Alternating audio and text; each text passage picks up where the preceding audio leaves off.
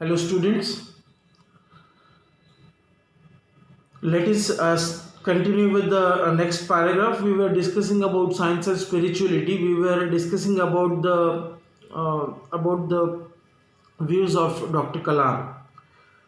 Now, in a previous video, we discussed that Dr. Kalam was such a good person, becomes a good personality. It is because of the multiple faith, because of the influence of the multiple faiths he had from his childhood.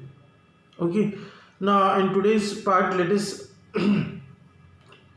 discuss the next paragraph. What he says in next paragraph. So, when asked where he got his humanity from, Dr. Kalam would always attribute it to its father. And Srijan Pal Singh is telling us once when I asked Dr. Kalam that from where he got all that humanity, from where Dr. Kalam got all that humanity.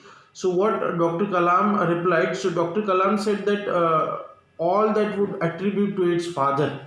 Okay, he want to give all the credit of, attribute is a credit we can say, he want to give the credit of all that humanism or humanities that is inside him to his father.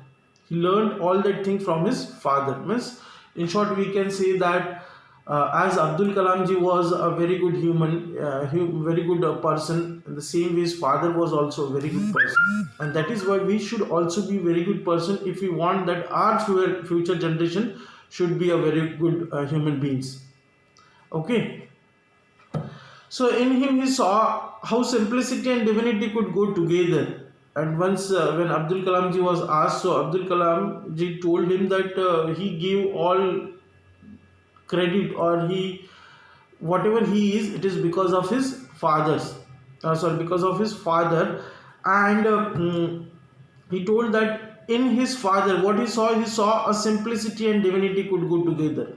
The one thing which is very important for any one of us, and what is that? To whatever extent, to whatever post we will be, but we should be very humble. Understood? We must be very simple. We should not have the arrogancy, we should not have the attitude within us once we reach to the particular post. And from where Abdul Kalam ji learned all these things, so Abdul Kalam ji learned these things from his father. What he learned? So he learned that simplicity and divinity can go together, can work together, can be together. Understood? So, and this he learned from his father. Means, what is the meaning of this sentence? The sentence is that to whatever post we will be, but we should not forget that we are human being. We should we should be, we should not behave rudely with the other peoples. Okay, even though his father was a boatman and Dr. Kalam went on to become the president of India, they shared the same values in life. See, this is what Abdul Kalam ji was. And when Abdul Kalam ji went on to become the president, when he was going to become the president of the country, at that time, his father, who was a boatman and a person who is going to be the president of the biggest democracy of this world. But if we will see, so we'll find that both have the same simplicity. Means, of course, a boatman we consider the bottom in a hierarchy. If we will see the hierarchy of the positions in the society or the hierarchy of the post in the society, we'll see that boatman is comes in the D category somewhere. Now we consider that, means it comes like that. And the president of the country, the first person of the country, the topmost person of the country, though both of them were, means the father was on the bottom and the son was on the top, but still both of them were sharing the same values. Abdul Kalam ji though was on the top of this hierarchy, we can say, or in the positions, but he never shows any kind of attitude, arrogance, or rudeness to the common people. And why it happened? It is because of his father, we all know. And he says that went on to become the president of India. They shared the same values in life.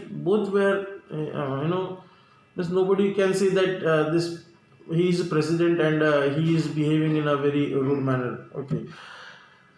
Both believed that if one leads a spiritual life, then that spirituality can lift them out of any kind of confusion, miseries, or failure.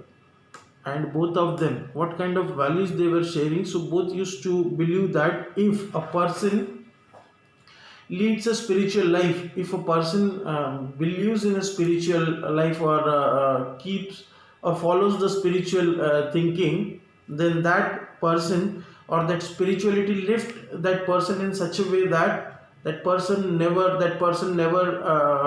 gets any kind of a confusion. He never got any kind of confusion in life. He never gets any kind of miseries. If we do not have any kind of confusion, it is very obviously will not get any kind of miseries in life. And at the same time, if we will not have any miseries, then we cannot say that we are failure in anything. Whatever we will see, we will do, we will understand its positives and negatives and will never become fail. And it happens when we will deeply believe in the religious thinking. This is what Abdul Kalam ji used to think, and he is sharing these things or sharing these views with Shrijan Pal Singh when he was writing his book, What Can I Give to the Society? And all the things. Now, this is basically the chapter we know. If you want to know all or more than this, then I suggest you to, if possible, or if it is available on the internet, go and read this book, What Can I Give by Shrijan Pal Singh in 2012. I hope he published that book in 2012. Okay, that's a very good book. So with this we completed our first part. In our next video we will continue with the second part. Okay. At the same time, go on solving these margin questions. Why do science and faith have to go hand in hand? Such questions are given here in margin, and I hope you are doing homework also. Some of the students sent me homework. Many students are left, and I already told you on the group what can happen if what will happen if you will not do the homework or send the homework. So go on doing the homework. Okay, don't keep it pending, then otherwise it will be very heavy for you to do all the homework, difficult for you. Okay, anyway, let us stop here. We will continue in the next part. Thank you.